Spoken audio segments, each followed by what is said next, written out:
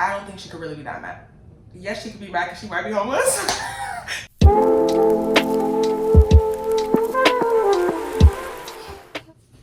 Hi, welcome back to my channel. So today I'm doing another Reddit Am I the A-hole video. Yeah. All right. Am I the a-hole for not using my trust fund to save my best friend from homelessness? This is a tough one. I don't know, like the money thing's always tricky, but I would say no, because logistically, like, you have rights. Like, it is, I feel like it's your choice. So if you didn't want to do it, I don't think she could really be that mad. Yes, she could be mad because she might be homeless, but like, it's your money, okay? In my country, every kid automatically gets a trust fund from the government that they receive when they turn 18, and the amount depends on how much the parents contribute to it. Most people get around 1 to 2K. My best friend received her trust fund back in April and got nearly $2,000. She was really generous and decided to treat our entire friend group to dinner at an expensive restaurant. She also bought us multiple gifts, including giving me a paintbrush set, a book, a ring, lip balm, and a scented candle. We all thought this was super sweet of her and we were extremely grateful. A month later, I also received my trust fund on my 18th birthday. It turns out that my parents had saved up nearly $20,000. I knew they had been saving up money for me, but I didn't realize it was this much. I decided to learn from my friend's actions, and I took everyone out to brunch and bought them each jewelry. Not long after, my friend's family went through financial troubles. My friend used what was remaining of her trust fund to help out her family, but it wasn't enough. They're currently facing eviction if they don't pay rent. My friend reached out to me last week asking me for help, begging me for over $100. Okay. So you got $20,000 and your friend asked you for like $100. Okay. I feel bad, but I refused. I'm going to uni very soon and I need that money. Buying gifts is one thing, but paying her rent might make her dependent on me, and she might continue asking me for rent money because I agreed one time. My friend was really upset at me, calling me selfish. She said it's not like I needed that much money since my parents would be paying for my uni fees and accommodations. Meanwhile, she has to take out student loans and get 2 jobs. She has 2 younger siblings, aged 6 and 10, and she called me stingy for allowing them to be homeless, even though I have more than enough to help. I felt guilty, but I told her it's not my responsibility to take care of her family. Am I the a-hole? No. But you lack empathy. Logistically, like I said, you can never be the a-hole. Like, it's your money, you can do what you want with it, but I don't really see a reality where it's someone that I like really care about.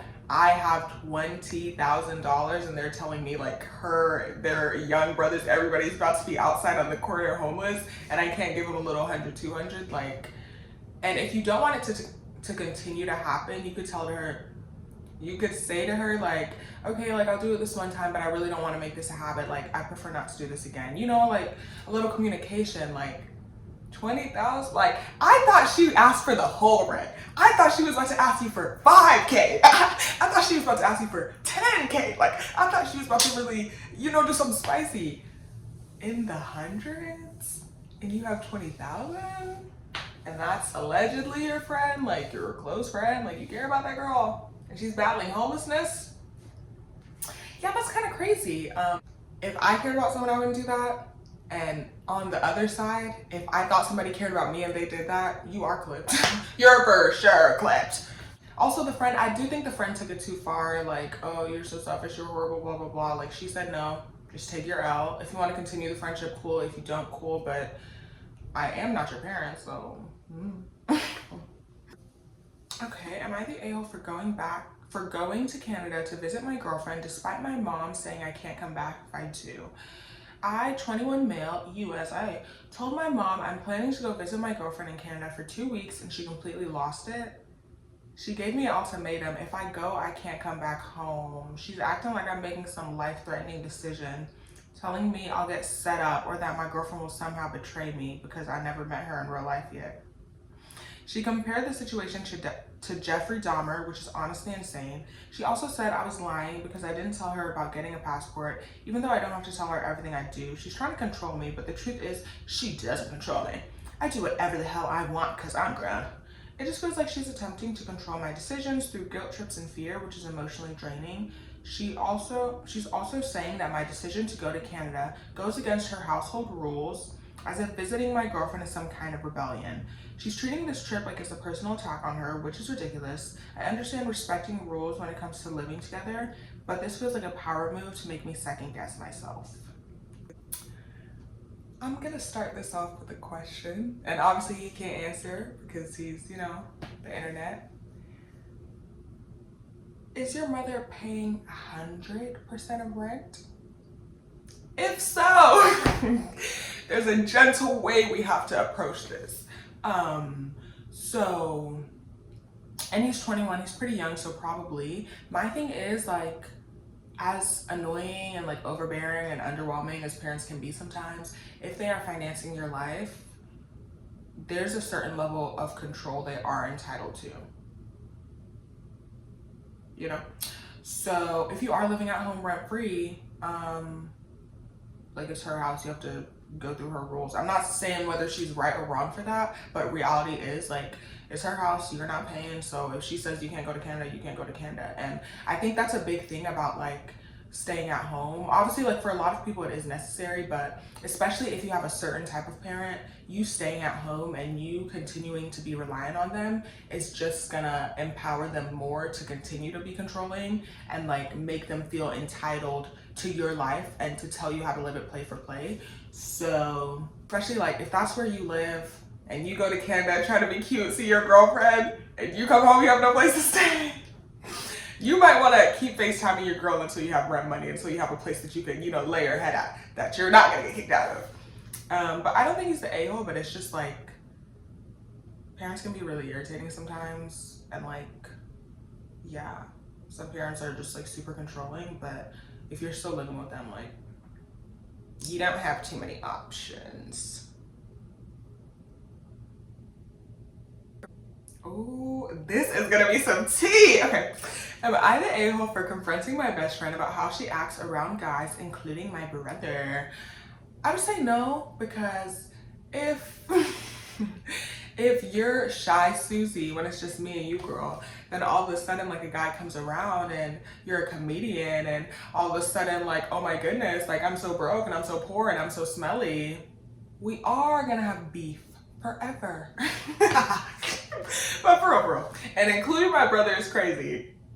I don't have any brothers, and I've never been friends with someone that has an attractive brother, luckily, because I might be in trouble. Okay, for real. I, 18 female, had a best friend, Stacy, 18 female, for almost 4 years. We became close in high school, and she spent a lot of time with me and my family. Stacy has always liked being in relationships or talking to someone, which I didn't mind at first. Also, that's really underwhelming. Like, you can't breathe oxygen unless you texted somebody. Anyways, however, she would often complain about situations she could have avoided just to have something to share with me and our mutual friend, Liam, 18N. Recently, Stacy, Liam, and I started hanging out more. During my 18th birthday party, my brother, 35M, joined us. He stayed in the hot tub with... Oh no. He stayed in the hot tub with Stacy late into the night while I was outside with my boyfriend. My mom felt uncomfortable with them alone and asked my sister's friend to keep an eye on them. Stacy and my brother seemed to bond and have a great time. Yes, Stacy might be a little fast, a little loose, but your brother is 35. Your brother is 35. Like, he should have he's 35. So even if like a little girl was trying to be cute and flirt with him, blah, blah, blah, which she is at 18, and that's a grown man that's 35, almost double her age. Oh my goodness. Even if she was trying to be cute and flirt with him, your brother is too old to not be out of that hot tub. So that's crazy. The next morning, Stacy helped me set up for my party while my brother slept in. I noticed tension between my dad and my brother, but didn't get involved. Did Stacy get the dad too? Did Stacy get the dad too? Okay, bro. Later, Stacy and I talked about Liam, and she said she wasn't interested in him romantically, which I was relieved about since I didn't want things to get complicated between us. However, during the party, Stacy started acting flirty with Liam, sitting on his lap and giving him looks, even though we had discussed avoiding that. She also wore a revealing bathing suit that felt inappropriate for a family event. Later, my sister told me Stacy had been flirting with my brother in the hot tub, which upset me. When I confronted Stacy, I expressed my disappointment about her actions with Liam and my brother. I felt she acted differently around guys, and it bothered me. She was hurt by my comments, and now I'm wondering if I was wrong to bring it up. No, you're not wrong for bringing it up because, girl, if things keep going the way they're going, Stacy might be sister-in-law. So you gotta bring it up now. It's hard because, like, obviously, like, we're young. We want validation. Like, we want to feel a little cute. We want to feel a little desire. So I get it. You know, I'm human, you're human, we're all human. But first of all, my brother, girl, don't play with me. Like, do not ever play with me. And seriously, the brother, I really need to single him out, though, because I'll get to Stacy in a minute. That brother is a different type of foul. You're 35. You're 35. She just got her license. She's still hitting curbs. She's young. Like, no, that brother is too wrong. But Stacy, now let's get back to Stacy. Everybody wants validation, cool. Like, sometimes you want to flirt with somebody, cool. Like, sometimes you want to be a little like, oh my goodness, stop it. I get it. But when you're making that something that I have to deal with, something that's gonna fall back on me, you're making situations uncomfortable, that's not gonna work, girl. If we're both friends with this guy, I don't want to deal with it, girl. You said you don't like him, you know you're playing in his face. I don't want to be witness to it because I'm a fake friend, low-key, if I don't let him know that you're playing in his face. So when it gets to, like, every single guy, because there are so many men, like, you know, tomorrow we go to a party, go flirt with the guy in the corner, girl. But, like, guys that are actually our friends that we're gonna hang out with, that I'm gonna have to deal with these repercussions, my brother, my blood brother, that I'm never getting rid of, like, you have to stop that. And it hurt your feelings, womp womp. It really hurt my feelings seeing you in that hot tub. It really hurt my feelings, like, being stressed because you're sitting on Liam's lap, but you don't even want him for real. So your feelings, you gotta figure that out. But something has to change. This is a call to action, Stacy. Honestly, I don't think she's the a-hole. I just think the situation is so funny. What? Am I the a-hole? Girl pretending overdose. I'm scared. So I went to a friend's house on Friday. Didn't know his roommates would bring a bunch of folks over. I went to sleep when everyone went out for the night. I woke up to a girl dramatizing an overdose, pretending that she was dying. She was crying profusely and shouting that she couldn't breathe. I don't want to victim blame, but if you couldn't breathe, you wouldn't be able to shout. Anyways, I went over to her and asked what the problem was and if she was serious. The guys all told me to leave her alone. She was just being dramatic. So she fakes overdoses on the regular. Get this girl out of my house. Oh, is it her house? It's not, it's her friend's house. Oh, no. Anyways, the day after, a guy who I was supposed to hang alone with told me I don't know the scene well enough and that she was obviously faking it. I told him that wasn't funny at all and maybe she has a personality disorder to be faking something like that so dramatically. Oh, damn, stop hating. He told me to never come over again and things were completely over with us. Fine with me, I don't want to be around drama like that, but he went on to call me a sociopath. Did I handle this wrong? Am I the a-hole? Wondering if I missed something or could learn from this, but the other half of me is thinking that's not my crowd. Yeah, that's not your crowd. Anybody who's faking anything that psychotically and you guys are just sitting in the corner, ha ha, she at it again, ha ha. You're insane, like, no, I'm not the sociopath. You're projecting. I think that's your place. Yeah, she's not the a-hole. I think luckily she really learned that early on and she really dodged a bullet with this guy because like I said, like, what are you doing? This girl is faking overdose. And when she really overdosed and she's RIP, everybody's gonna be crying. So somebody needs to address this. Am I the a-hole for calling a coworker snarky when she said I gained weight? No, I would have called her worse. I, 27 female, started taking weight loss meds this year. I wasn't really obese, but I was very overweight for quite a while. Since then, I lost about 70 pounds, started working out, and really improved my mental health and self-esteem. Last week, I went for lunch with a coworker and bumped into my sister-in-law, who knew about my weight loss, but didn't see me in person since I started the process. She congratulated me on it and went about her day. My coworker asked me what she was congratulating me on, and I said that it was about my weight loss, to which she replied, oh, that's crazy. Oh, she was being polite then, because I think you actually gained a few pounds recently, didn't you? I would have smacked you, girl. You think you're funny? Pop! You're done. That obviously made me confused, lol. And I said it was a bit snarky to say something like that, even if I actually had gained weight, which I didn't. I don't think it's a polite comment at all. It's not. You're not my doctor. And you, baby, you know I'm slim. You know I lost that weight and I look good. You're a hater, so you're done. Anyways, my coworker finished with, well, I'm sorry if fishing for compliments strategy didn't work on me. I'm very, very confused about this because even though she isn't my best friend or anything, we usually hang out at lunch or coffee breaks and get along really well. Maybe I offended her by telling her it was snarky and might be a-hole. Not at all. There's a lot at play here. Some jealousy, some BS, some disrespect. But my thing is the girl that lost weight, first of all, coworker was rude. And the way this situation rolled out, it's giving it was rude and jealousy.